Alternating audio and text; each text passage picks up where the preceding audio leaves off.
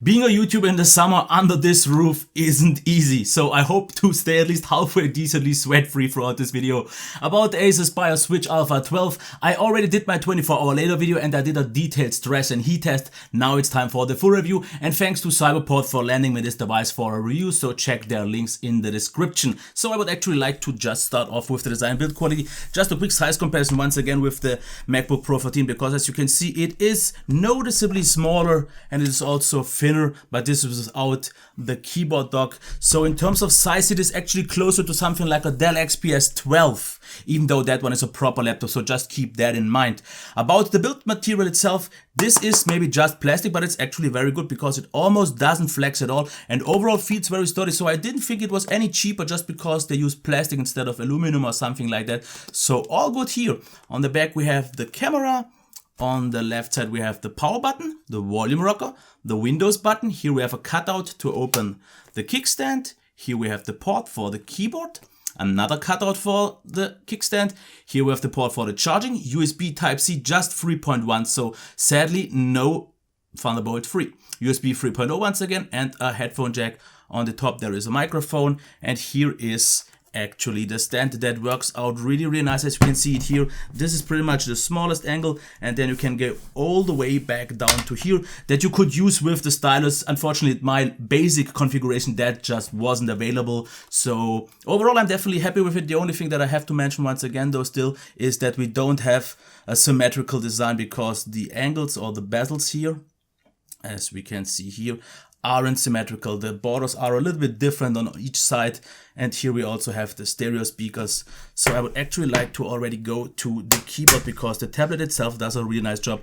The keyboard, as you can already see, is positionable in 2 positions, and I definitely prefer this one over the flat one because it is a nicer position here. You can rest your arms really nicely. This is a really nice material, and it overall works out really nice because it doesn't feel cramped or anything like that. Really well job done here.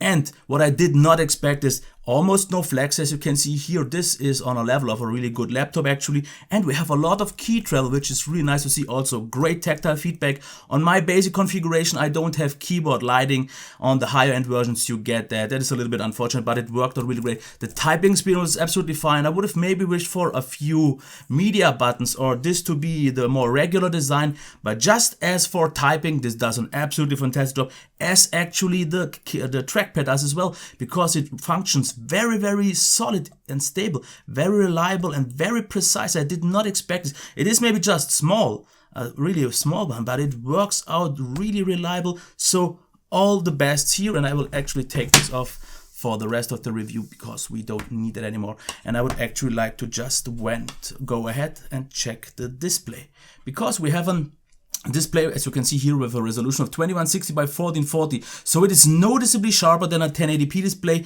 but you don't have that much scaling issues as you would have with a 4K display, so all good here. What about the qualities now? I absolutely like the white point because it is not too warm, not too cold. I didn't have to adjust it. It's maybe not 100% color accurate, but for me in normal use it was absolutely fine. The black, really nice and deep, very uniform, maybe a little bit IPS glow, but that's pretty much it, and that is normal. The colors absolutely nicely balanced, accurate, definitely not overblown and definitely not washed out, so they found a really nice balance here.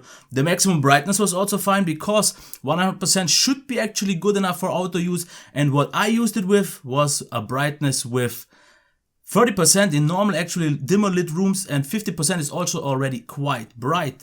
The viewing angles are also very stable, not that noticeable here on my video, but yeah, it does a really nice job. So I would actually like to just go ahead and check the sound quality, and here you can also see the display once again. Let's just start off. I actually recorded the review of the LG K8 yesterday, but with a room temperature of almost 40 degrees Celsius. And being close to a heat stroke, I talk complete nonsense, and that's why I decided to redo this review after all.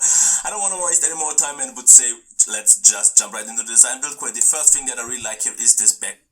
Okay, that's good enough. The colors here aren't accurate. For some reason, if I record my footage off of a screen with my camera, it doesn't look proper at all. So just don't mind that. But the sound is definitely on a little bit weaker side, because it's good enough for videos like these. If you just watch like reviews on YouTube and so on, that one it's good enough for. But if you expect some music experience here or maybe TV show, then it's quite weak, because the maximum volume wasn't really all that loud. It's also not quite bassy, and the mids are okay with a good amount of highs and quite clear. So if you just mostly listen to voices and audio from like podcasts and these kind of YouTube videos, you should be fine. But for everything more, I would do what I usually anyways do, is and use a Bluetooth speaker. So that's it. The headphone jack is on a level of slightly above average smartphone, I would say. Okay, time for the performance. And here I have to say, the SSD, this one is only the 128GB version, is good in terms of read speeds. The write speeds not so much. If you get a bigger version, maybe 256 and 512, you should be definitely on the better side. But as for the performance, this is using an i5 and it runs absolutely flawless. As you can see here, super smooth, absolutely fine. And if you check the browsers here, of course Edge works absolutely perfectly smooth, no reason to complain here. The same also of course goes for Chrome, really nice and buttery smooth, nice rendering, all good here. And even the resource intensive Firefox, as you can see here, works absolutely fine if you use it with a mouse, even more so. And with the really well working trackpad, it works also great as well. Now about the one issue that a lot of people have been concerned about is the heat and the throttling. Because I did a detailed stress test, but not to keep that too long here, you can just watch that. My results are, if you just use it for CPU intensive stuff, it pretty much doesn't throttle. It maybe goes down 100 Hertz after like 1 hour. Megahertz, and that is absolutely respectable, because I would already call this not throttling. And this was with a higher room temperature than average, with about 28 degrees. The device heated up, I would say, just to quickly show it off, this was here the coldest side, it got a little bit warmer here, and this was the warmest place. What I reached was around 35 in normal use here all over the map. And it's really nice, and definitely doesn't feel hot at all in normal use. And even in CPU intensive stuff, it got to maybe like 38, 40, and on the hottest spot ever with CPU and GPU hottest load, it reached about 48 here, which is definitely then too hot to hold in your hand. But let's be honest, why would you use 100% load in your hand? I think then you will just use it with your kickstand, have the keyboard here and do your stuff. So I would say this is fine.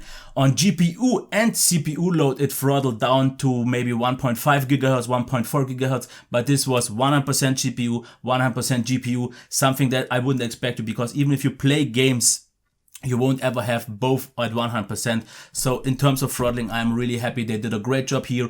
Of course it gets very warm, and if you have maybe some external airflow like a fan behind yourself or behind the device, it should be actually fine, because my room here is pretty much airflow free, and that's why it heated up a little bit more. But if you want any further information, just maybe check the conclusion at least from the detailed stress test.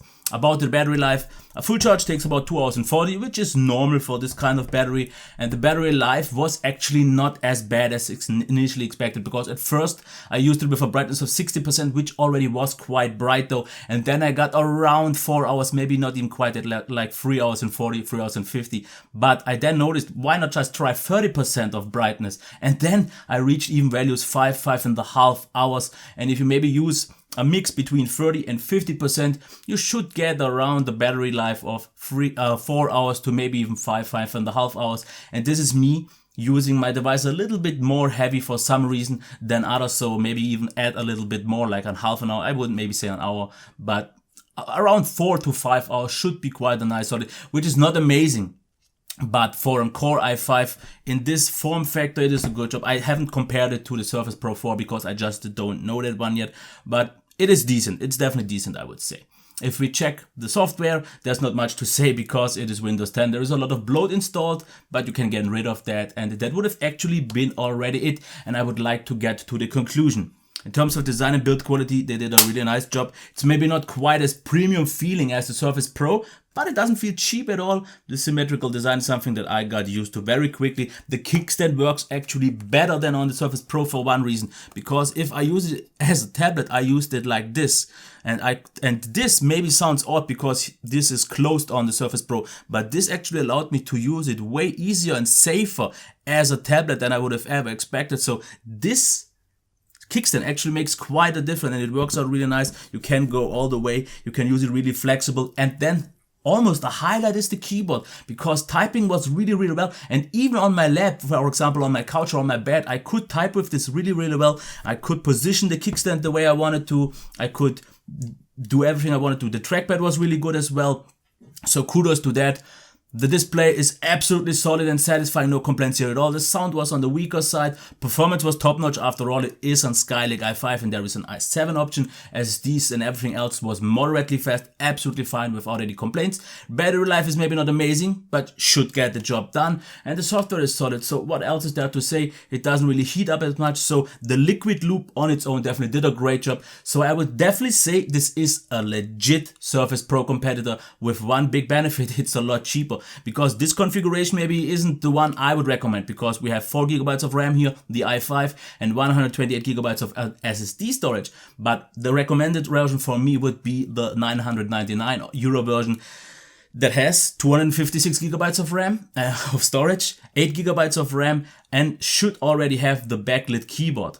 And you maybe even get the stylus in some configurations. So that one makes a lot more sense. You pay 200 more, but I would recommend you to spend a little bit more, because it would be more future-proof with more RAM, more storage, because after all, 128 will fill up quite fast. And then you get, for $999, a very capable, very flexible machine that I would personally prefer to my MacBook Pro 13.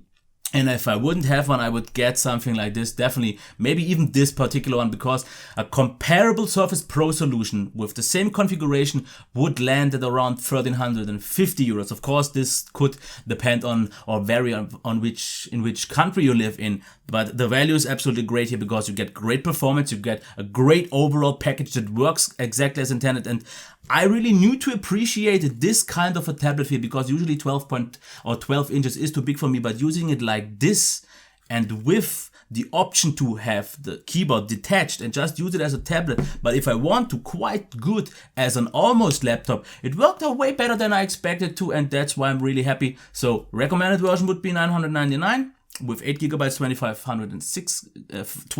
256 GB.